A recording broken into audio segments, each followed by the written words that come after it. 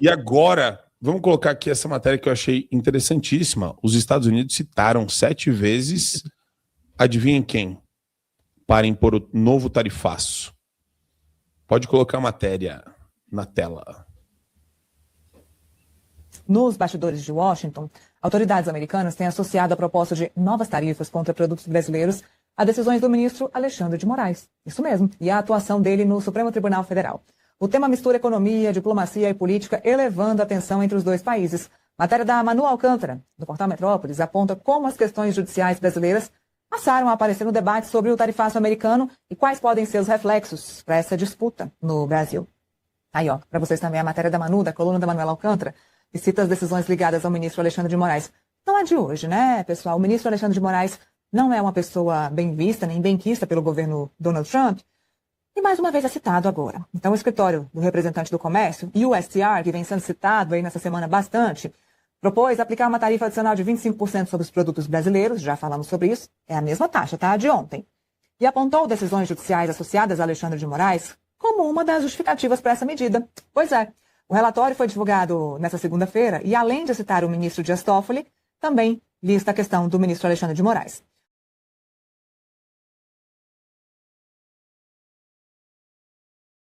Estava mutado aqui, perdão. Olha só que coisa, a gente está olhando agora o Alexandre de Moraes, os ministros do STF, e é interessante isso, porque o Metrópolis fez esse recorte, mas os jornais e a imprensa não deram nenhuma ênfase para isso, Esté. Eles ficam querendo empurrar para uma questão de pré-campanha, sem o elemento STF no meio de tudo, que é a sinalização do Departamento de Estado americano. Eles ainda não entenderam essa questão das tarifas, que isso tem muito menos a ver com eleições e muito mais a ver com a proteção dos norte-americanos no que tange toda essa questão do narcotráfico brasileiro, narcoterroristas brasileiros, mas principalmente o protecionismo econômico que o americano historicamente tem com o seu próprio país. Então, quando a gente vê que o STF ele representa um perigo, não só pela questão das liberdades, mas também, eu vou dar um exemplo,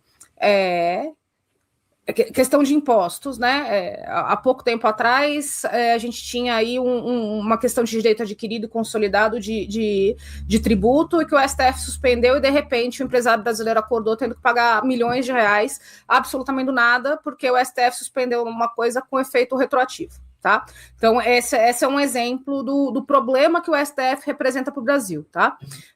Para além disso, o STF ele influencia no parlamento, influencia não, ele dita as regras do parlamento, e ele dita, quando eu digo dita as regras, ele dita aquilo que o parlamento pode ou não votar hoje. As ações de controle de constitucionalidade, elas deixaram de ser um controle, tá? E se transformaram, essa sim, num meio político de controle de pauta. Então, é aquela história, né? Você veja, a gente tem aí o Rubinho Nunes, né, vereador de São Paulo, tem o projeto que retira crianças, que proíbe crianças na parada LGBT. O que mais se fala desde então é que é um projeto constitucional, ainda que tenha passado na Comissão de Constituição e Justiça pelos pares ali da Câmara dos Vereadores, ainda que os vereadores mais qualificados para isso tenham feito um parecer, e colocaram todos os elementos ali do porquê que as crianças realmente não têm que estar numa parada LGHDTV.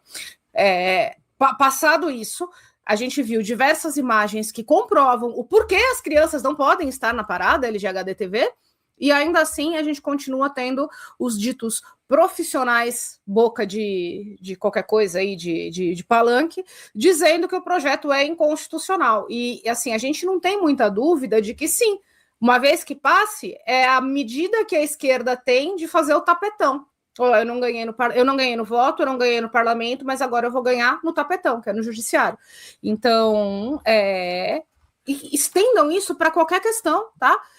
Vou dar para vocês uma outra questão que é de suma importância internacionalmente falando, que o STF se intrometeu e que é um problema para a geopolítica nacional, que é a questão do marco temporal. Então, a gente consegue barrar os absurdos, a gente consegue passar aquilo que é de interesse de uma massa relevante para a população brasileira, coisas que dizem respeito não só a costumes, mas também a medidas econômicas, aonde o Supremo simplesmente determina completamente o contrário daquilo que ele dizia há coisa de 5, 6 anos atrás.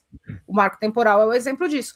Então, é óbvio para mim, tá? Que vão tentar transformar numa questão eleitoral, uma vez que Donald Trump ele é tido como um grande inimigo da imprensa progressista. Eu vou colocar aqui uma grande aspa, tá? Porque você tem uma parte da imprensa hoje que não só já aceitou a liderança de Donald Trump internacional, não nacional, tá?